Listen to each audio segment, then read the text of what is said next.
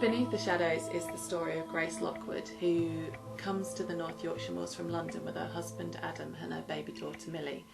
They have come to start a new life, but sadly a week later Adam vanishes, leaving Millie on the doorstep. The main bulk of my story picks up a year after that, when Grace returns to the cottage with Millie. She's trying to tie up loose ends, almost resigned to giving up the search for Adam, but not quite, still looking for answers. Soon after she returns, she's drawn into the superstitions of the village. She meets the locals, who all seem to have secrets of their own. As Grace gets closer to the truth, she realises that she's actually caught in a race against time to get her and her daughter away from a real danger.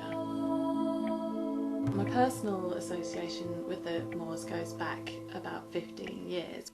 There are various references in the book to the fact that Grace was from London before she moved to Yorkshire, and what I was trying to do there is get that real sense of an outsider coming in. I've lived in a big city, so I know how different that lifestyle is. I'm just really drawn to the myths and legends, the different people you meet here, the different lifestyles, the different mentality here. I really began to choose elements of the area that might fit into the story really well. The first one that I chose was the stone crosses on top of the moorside, the black bar guests. These black dogs were brilliant symbols of threat and danger.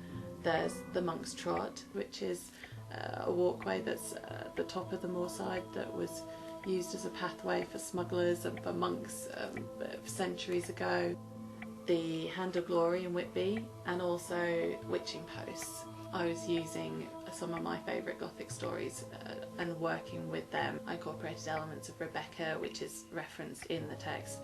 Wuthering Heights, Hand of the Baskervilles there and there too. And then the Whitby connection is of course Dracula. It was really interesting writing about a mother-daughter relationship with a mother with a young child, since I was actually going through the same experience at the time I wrote the bulk of the book. She has broadened my emotional horizons tremendously. I was really able to identify with what Grace might feel and how she might cope with bringing her to such an isolated location, how that might prey on her own fears, heighten her sense of paranoia, so that, I'm sure, has added another dimension to the story too. You feel like at the same time as you're reading a lot of history and a lot of folklore, you're also on this very modern journey with a very 21st century woman who has got all sorts of very modern dilemmas. You've got massive pace, mystery, suspense, twists and turns, and so it's a thoroughly absorbing read at the same time.